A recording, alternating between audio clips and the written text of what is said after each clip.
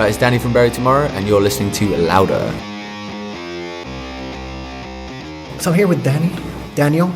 Either one. It's up to you. Of Bury Tomorrow. How are you doing? I'm good, thank you, man. Very well. How are you? I'm very good. Good. So it's the last day of this tiny tour. Yeah. Parkway Drive. Yeah. Did you actually get your set just into the groove of things? I mean, it's weird. Like, it's very rare that we do anything like this where it's only a couple of days. So, yeah, I mean, it took us, I suppose, a couple of days to try and like kind of get into it. And it's kind of weird that today's the last day, but yeah, it's all good, man. It's been a load of fun. It's some of the biggest UK shows we've ever done inside a venue. So yeah, it's been really, really good and well worth it for sure. And how's it going head to head with the Vegemite lovers?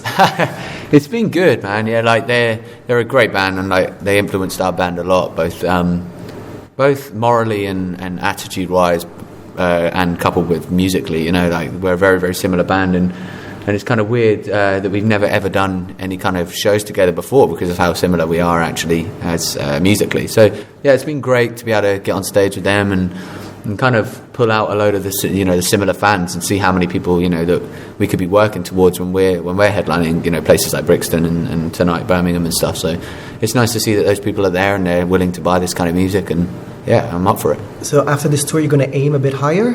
Yeah, I mean, we're looking. These venues aren't a million worlds away from our next headliner, I wouldn't think. Like, especially the Academy size tour is kind of where we're going. We've obviously sold out Academy 2 here, and so looking to. There isn't really a place, and we did Institute, and we sold like 1,400 tickets for Institute when we headlined there on the last tour. So yeah, we're pretty close, I think, to be heading into the big room and seeing what we can pull. So yeah. So with this lovely tour and our aims aimed really high, and this amazing album that was dropped 2 weeks ago? Yeah, about that. Earthbound. Yeah.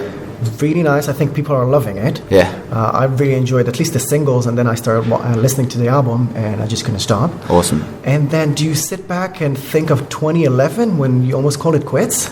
Yeah, I mean, I tend not to dwell on it now, because we've done so many interviews about it, and obviously it's not a secret, what happened to our band, and it's kind of just, I suppose, a point in our lives where it kind of defined what we are today.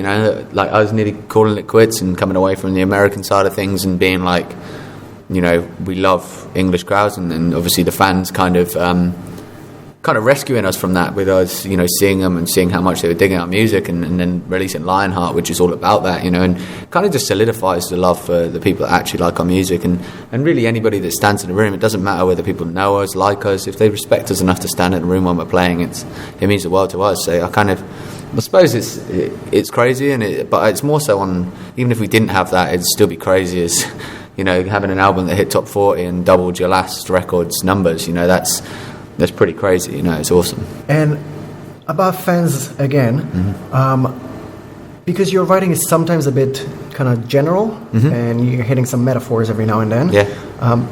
Do you feel like fans sometimes do not get the message, or is it just to make it so general so everybody can get it in their own way? I like to use metaphors. I don't like it to be such a simple kind of simple way of writing, so people are spoon-fed lyrics. I like to dip in and out of metaphors and anecdotes, and also fictional. I like to write stories about things, like a song Wax Wings we did on a few records ago, and that was kind of very much about like Icarus and stuff like that, and I often delve into that side of things and to keep content kind of interesting, but yeah, I mean, a lot of the fans, they tend to get it. There's a song on the new record called The Eternal, which is fully about paid meet and greets, but it's done in a very metaphorical way, because everyone knows my views on it. Everyone knows that I don't like the whole VIP thing, and so I couldn't write a song that was that generalised, because people would be like, well, we've heard this all before. So I tended to do it in a different way, and people got it. So I think if fans are willing to delve into their lyrics a bit more, I think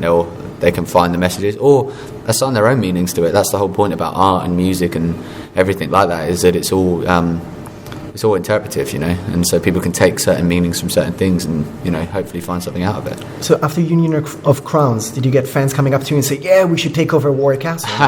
Yeah, pretty much. Yeah, I mean, it's weird. Like, some people do, take it so literally in places, and you're kind of like Nightlife we wrote on that record, and it was, people are like, yeah, we're going to having a great time, and it's like, it's not really about that, guys. It's about not doing that, but they're like, yeah, it's a great party song. You're like, Okay, fair enough. If you're into it, that's cool. Would you go back to medieval times? Yeah, man, I'd love to. I'd love to be like a knight, you know what I mean? And kind of, and then I think I'd spend probably about 2 hours there and be like, this is horrific. I don't think I want to do this anymore. I have no signal on my phone, so I gotta go back. Yeah, that's it. Yeah, I can't write on Facebook how weird this is. Would you be able to live in a pitch black, no electricity society? I don't know. I think if you're subjected to that, I think you could probably get used to it. I think I could. I'm quite a handy kind of guy, and I like the thought of that. I like the thought of no money and kind of just living off the land kind of thing. I think that's a perfect utopia, but in this world, I don't think it's going to happen, to be honest with you. Do you think you're going to be able to live actually just working the land? Yeah, I think so. That'd be awesome. No Twitter? No, that'd be all right. I think so. If no one's got Twitter, what's the point in having Twitter? Because otherwise you'd be tweeting to no one. So yeah, just go to the town square and just shout it. Yeah, just be a town crier, man. I think that's it. Where would Bury Tomorrow be without using the word heavy to describe stuff? That's your favorite word to describe you. Yeah, the album's really heavy. This song is the heaviest. Yeah, I mean, I would say track by track and every single guy. I would say mixing melodic and metal together. I think that is kind of the general gist of our music. It mixes screaming and singing. It also mixes breakdowns with melodic choruses. So it's kind of that mix, and metalcore is the best way to really describe our music, I would assume. How about messages in your music? Mm-hmm. Would you say that Bury Tomorrow is calling out for action? I think like the new record is more just a recognition that it is happening, and it's a lot of the songs, you've got environmental and political kind of views in it, but it's not so much that I want people to, to think that we're spreading this message. I think it's just a kind of opening people's eyes to the stuff that's going on in the world, and it's almost like a really dark kind of place because it's an assumption that this is the way it is. This is the unfortunate thing about our world, is that less and less people are taking action on things, and more people are becoming aware of it, and it just seems like the kind of, it's very one-sided. People are like, I'm so aware of this is really, this offends me, or this is wrong, and yet less and less people are actually doing stuff on a day-to-day basis that's changing that, and I think that's a really unfortunate place to be. So I don't think we're not a political band, and we're not a band that tries to steer people's opinions, because essentially we are a band that makes music. We want people to enjoy our music, and it's nothing greater than that. I think it's, we just want people to enjoy it, and I like writing things about meaningful things, so it kind of couples in the same kind of thing. Okay, so are you an activist? No, because I don't do enough. I'm a vegetarian and stuff like that, so I do my little bit, but I don't think I do enough to call myself an activist, no. Okay, and would you think that music in general has a place as calling for action, or more as... I think it has a place of centering people's mindsets. I think, and almost because of a fan base, I think you can, when you get a political band, I think you can have a lot of people that group together in a banding, and it's like a group of people that have all got the similar mindset and have obviously driven for one sole purpose. But I don't think music should be used in that way, but I think it is good that people take solace from music and help them, channel their energies, because I think far too many people are like, yeah, well, that band saved for us to do that, so we should do that. And that's kind of what's wrong with the world, is that people are telling people to do things and they're doing it, and it's, you should think for yourself, take all the info that you have in this world, whether that be right wing or left wing, and make your own decisions about life, and it's very easy to see the farcical side of being a right wing, but if people choose and they have all the facts in front of them, they are weighing it up and they choose one side or the other, that's their choice. People have died for people to have that right to make that decision, especially in our country, that's for sure. Okay. On a lighter note, you said that this tour was a bit more political because everybody's aware of stuff, whether it's animal rights or just fighting for something. Just a year ago, you were on the Kerrang tour with some light-hearted bands. Yeah. And I've seen some interviews that you guys did on that tour.